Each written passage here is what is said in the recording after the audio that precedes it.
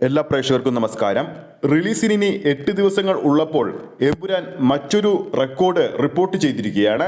അങ്ങ് ഓസ്ട്രേലിയയിലാണ് പുതിയ റെക്കോർഡ് എമ്പുരാൻ സ്ഥാപിച്ചിരിക്കുന്നത്.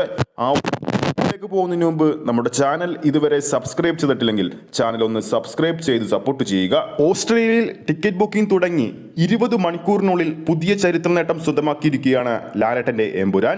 ആടുജീവിതം എന്ന സിനിമയുടെ റെക്കോർഡാണ് ഇപ്പോൾ എമ്പുരാൻ മറികടന്നിരിക്കുന്നത്. പൃഥ്വിരാജ് സുകുമാരൻ നായകനെ എത്തിയ ആടുജീവിതം ഓസ്ട്രേലിയയിൽ അഡ്വാൻസ് ബുക്കിംഗിലൂടെ ഏകദേശം 56 ലക്ഷം രൂപ ഓസ്ട്രേലിയയിൽ നേടിയപ്പോൾ വെറും 20 മണിക്കൂറുകൾ കൊണ്ട് ബുക്കിംഗ് സ്റ്റാർട്ട് ചെയ്ത് 20 മണിക്കൂറിനുള്ളിൽ 86 ലക്ഷത്തിന് മുകളിലാണ്.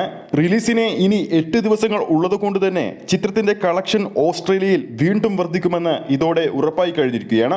അഡ്വാൻസ് ബുക്കിംഗ് ആരംഭിച്ച ചിത്രത്തിന്റെ അതായത് എമ്പുരാൻ സിനിമയുടെ എല്ലാ മേഖലയിൽ നിന്നും കിട്ടുന്ന റിപ്പോർട്ടുകൾ പ്രകാരം 4,50,00,000 രൂപ ചിത്രത്തിന്റെ അഡ്വാൻസ് പ്രീസെയിൽ കടന്നെന്നാണ് ഏറ്റവും പുതിയ റിപ്പോർട്ടുകൾ.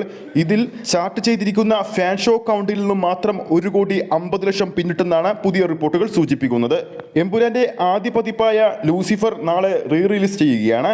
ചിത്രത്തിന്റെ ട്രെയിലർ കൂടി പുറത്തു വരുന്നതോടുകൂടി തന്നെ ചിത്രത്തിന്റെ പുതിയൊരു ഗാനം കൂടി പുറത്തിറക്കാൻ ഇരിക്കുകയാണ് അണിയറ പ്രവർത്തകർ. ഇന്നലെ നെതർലാൻഡ്സിലേക്ക് ബുക്കിംഗ് തുടങ്ങിയ 2 ഷോകളിൽ 15 മിനിറ്റുകൾ കൊണ്ടാണ് ചിത്രത്തിന്റെ ബുക്കിംഗ് ടിക്കറ്റുകളെല്ലാം വിറ്റുപോയത്. പറഞ്ഞു വരുന്നത് എമ്പുരാൻ സിനിമയുടെ ടിക്കറ്റ് ബുക്കിംഗ് തുടങ്ങുന്ന ഓരോ കേന്ദ്രങ്ങളിലും ഹൈ ഡിമാൻഡാണ് ചിത്രത്തിന് ടിക്കറ്റിനുള്ളത്. എമ്പുരാൻ സിനിമയുടെ ബുക്ക് മൈ ഷോ ഇൻട്രസ്റ്റ് നിലവിൽ നോക്കുമ്പോൾ ഏകദേശം 214K കഴിഞ്ഞിരിക്കുകയാണ്.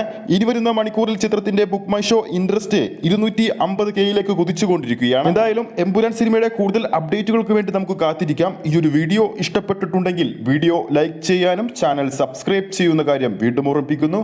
ഫേസ്ബുക്ക് പേജിലൂടെയാണ് ഈ ഒരു വീഡിയോ കാണുന്നെങ്കിൽ ഫേസ്ബുക്ക് പേജ് ഫോളോ ചെയ്യുക. അടുത്തൊരു സിനിമ അപ്ഡേറ്റുമായി നമുക്ക് വീണ്ടും കാണാം.